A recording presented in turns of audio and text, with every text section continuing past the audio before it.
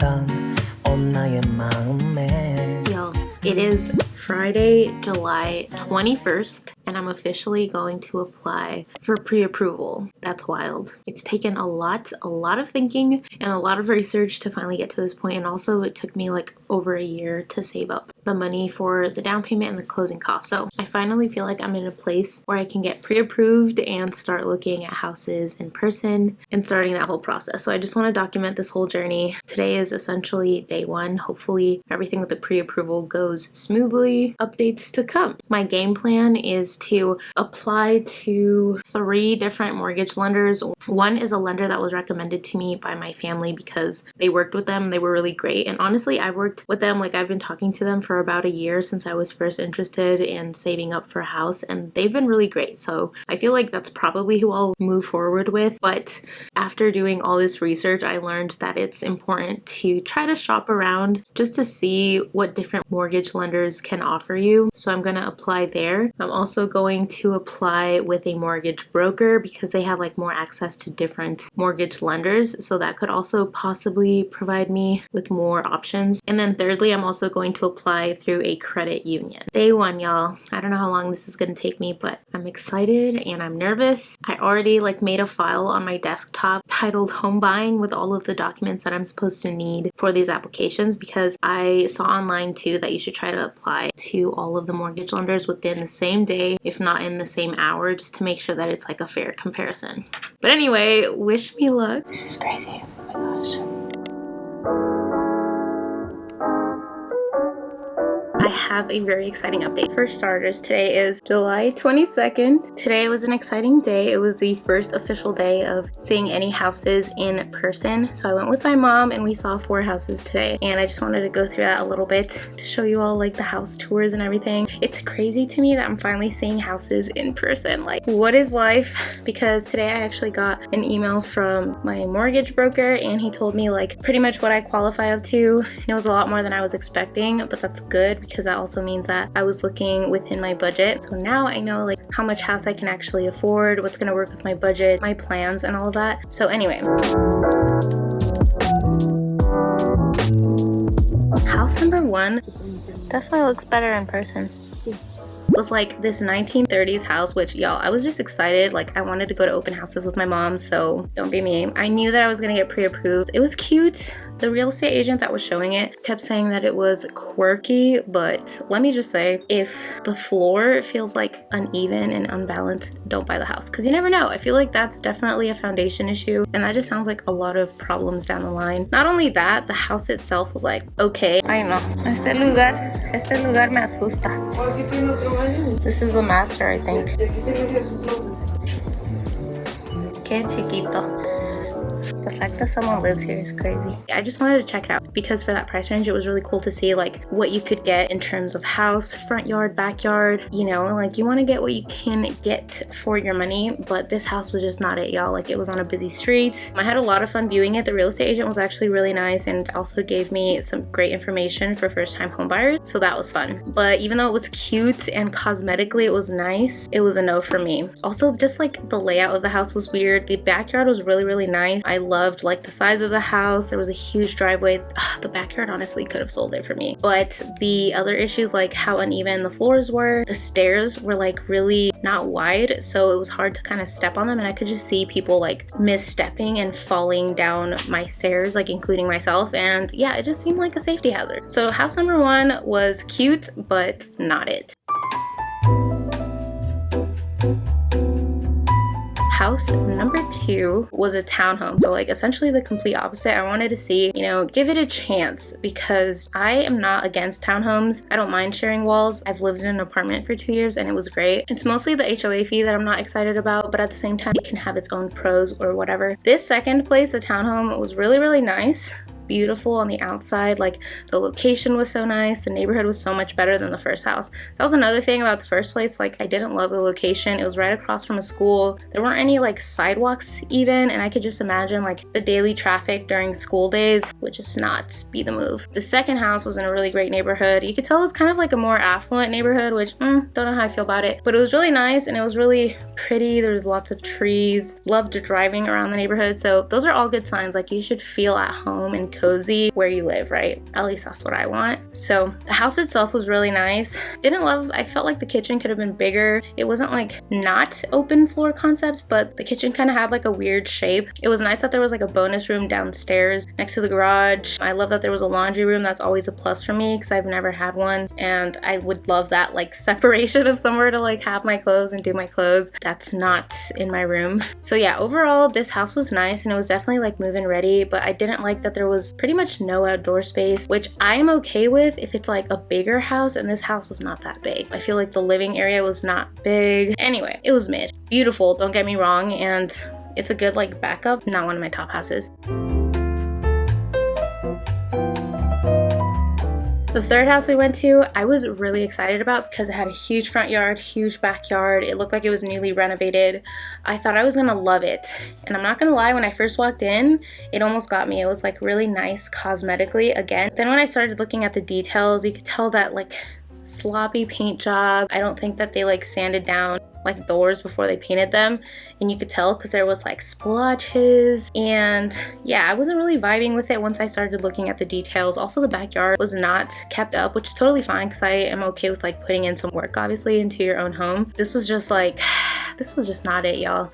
I don't know, I just wasn't vibing with it, and I feel like when I walk into a home that I love, I'm gonna feel at least excited about it. And the more that I saw this house, I just felt less and less, it just felt less and less like it was gonna be a good fit for me. There was also like this really nice patio deck out there, which I was excited about. I saw it in the photos, but I actually walked on it and felt like boards were kind of loose and they looked like they were really degraded, so I could just tell that I would have to redo the whole deck. I'd have to take down this whole fence. Like there was so much work to do, and that house was already on like the upper end of my budget, so that was a no. The last house was just an utter disappointment. It was in my budget, really nice, did not look like the photos at all, which was such a letdown. My life be like, yeah,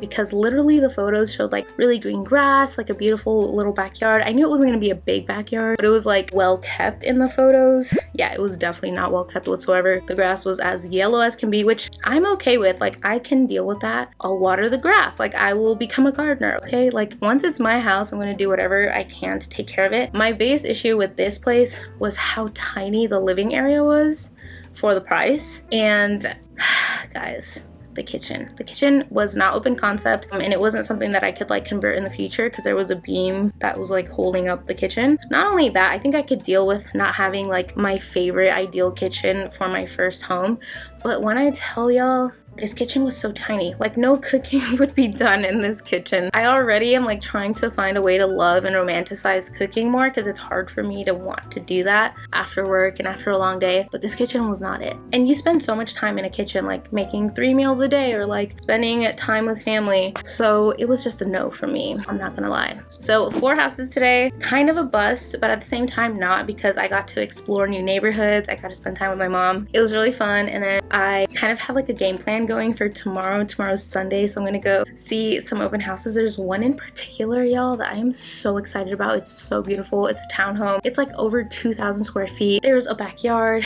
Again, it's on the upper end of my budget, but my upper end of my budget is like the average house price in this area. So I kind of have to be at the upper end of my budget in order to get like a nice house that's move-in ready, because I do not want a fixer-upper, y'all. I got a business to run. I got my 9 to 5. I want to be able to create content for you all, and I just cannot add like another full-time job to my plate. So I know that houses require work, but I just don't want it. I don't want to like need to replace the floors, redo the kitchen, redo the bathroom, and all of these things within the first year for it to like feel like home. Like I want it to feel like home already. So I'm so excited for tomorrow. I will give you all some updates. I'll obviously film the tours. I'm excited, but I'm also not naive. Like I don't think that I'm gonna go and love this house and then that my first offer is gonna be accepted. I mean, listen, if God wants it to be, it's gonna be, and I truly believe that. I just am letting myself feel the feelings. I'm not gonna tell myself not to feel excited, just to not let my hopes get up or whatever. That's something that I usually do.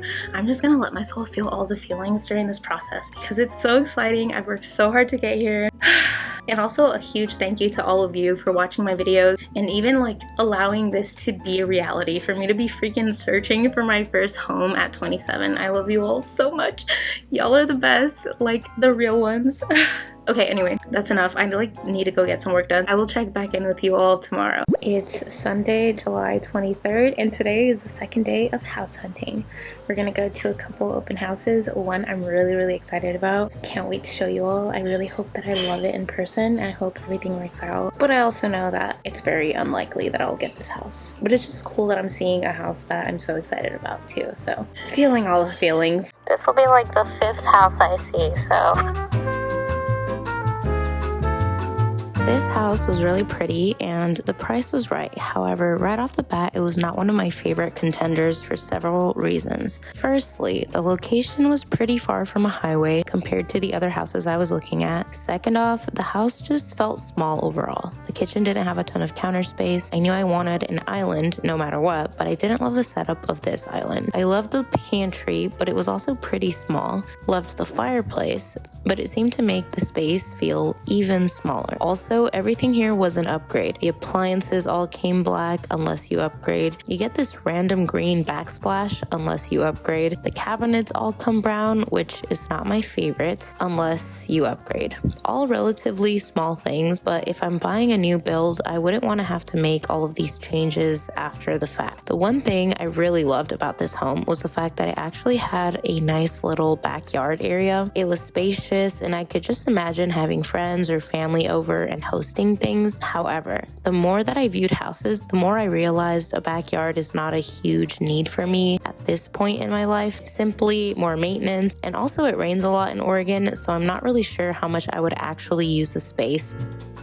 Pretty nice walk-in closet. Oh, nice. I love the windows. I love the windows. The ceilings are so tall. On the second floor, I love that it had a separate laundry area and loved the master bedroom. However, the 2 other bedrooms felt really small. This would be my office.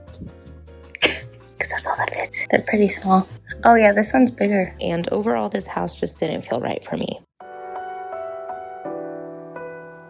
So this was the house I was most excited to tour. As soon as I walked in, I saw what would be my office and I loved it. Over 2,500 square feet in a townhome, and in this area, that's pretty much unheard of. The floor plan was perfect in my eyes. I was in love and completely head over heels. This house was built in 2017. Everything was maintained super well. The house just felt massive, so roomy, so modern, just beautiful. The pantry was huge. I loved all the light that came in on the first and second floor, and overall the aesthetic and color palette was just perfect. I loved the floors, literally loved everything about it. Once I went into the backyard, I was blown away. I just loved the size, the deck, and the beautiful setup. Plus this house didn't have an HOA, which is always a plus. Once we went upstairs, I could really feel how huge this place actually was. I loved the loft area and all the sun that came in, even though it was a townhome. The master bedroom felt huge, and the bathroom / walk-in closet were perfectly sized. The laundry room and extra bathrooms had a ton of storage, and on top of that, the extra bedrooms were gigantic. All in all, I really love this house. However, there were a couple of things that I didn't feel so sure about. For one, the house was underpriced by $30,000, which is absolutely not common in this area, so that was kind of a red flag. Another thing was that the garage was tiny, and so was the driveway, and on top of that, there's no street parking whatsoever, not on that street, not anywhere nearby. Like literally it said no parking zone everywhere. So there was nowhere for any guests or friends or family to ever park. There was literally a train / railroad track right behind the backyard. However, I was excited about this house and I immediately contacted my realtor because I had to find out more. The house was definitely in my top 3. So I haven't done an update in a few days. The last time I updated you all was on Sunday. Today is Wednesday, July 26th. A lot has happened since then. So I did tour this house that I already kind of knew I was gonna love because of like the photos and everything. And then after touring it with my mom, with my boyfriend, we all just fell in love. And honestly, for the price, it was huge, 2,500 square feet, beautiful, had a backyard space, which for a first time home buyer, like nowadays, that's apparently very hard to come by, especially with newer homes. So I was really excited. I left that tour and immediately called my real estate agent and put in an offer like that. Then after that, like just the timing of the day was off. We were trying to put in the offer as soon as possible because we wanted to be the first ones to put in an offer, but we had to come home for some scheduling things and made dinner. And then after, I don't know, I had like this doubt in my stomach, like this gut feeling to go back to interview the neighbors, because there were two issues that I did have doubts with. Like everything was perfect except for two things. One, there was a railroad in the backyard, and two, the parking situation was a mess. Like even when we got there for the tour, we weren't sure where to park. There was no street parking. Every single sign said no parking, and it was like a little nook neighborhood. So it wasn't like a large neighborhood, or it wasn't connected to other streets where you could like drive a few blocks and park. Like there was nothing. It was like a dead end. So there was nowhere to park, and we had to park in the driveway. So that was red flag number one. So we went and interviewed the neighbors, and after talking to a couple of them who actually opened the door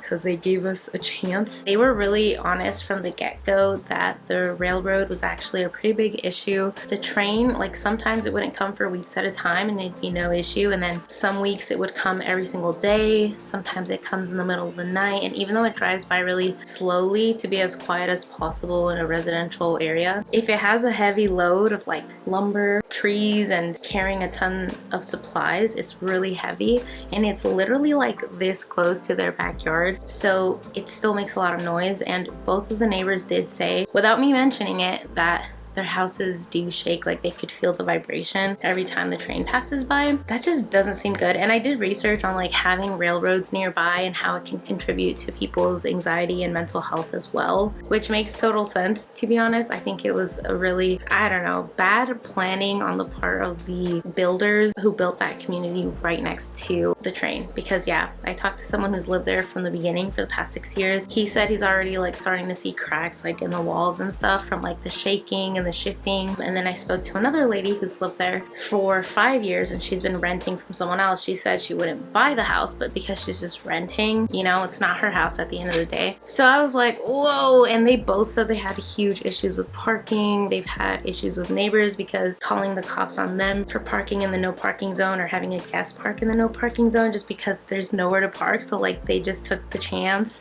Anyway, I did not want to deal with that headache, especially for a house that was like on the upper end of my budget, even though it was like a dream first house. So I've been pretty sad since then. Today I am gonna go tour a couple of homes with my real estate agent in a city close by. All of the places I'm looking at are like in the greater Portland metro area. Wish me luck.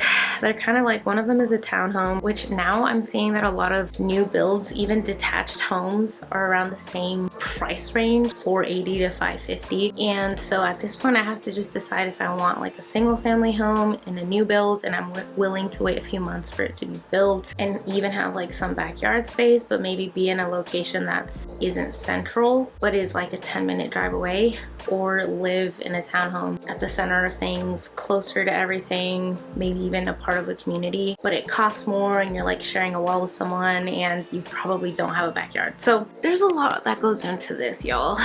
And I went into this thinking I wanted one thing, and the more I see houses and like what's on the market, my needs and wants list just keeps shifting. So just wanted to share that update. I'm pretty sad. This is the reality of house buying. So I'm about to head out. I'm gonna take all the video tours and show you all with my phone. Wish me luck. Up next on my house hunting journey, I'll be touring more houses, visiting new construction communities. Will I find my dream first house? Stay tuned for the upcoming First Home Diaries videos.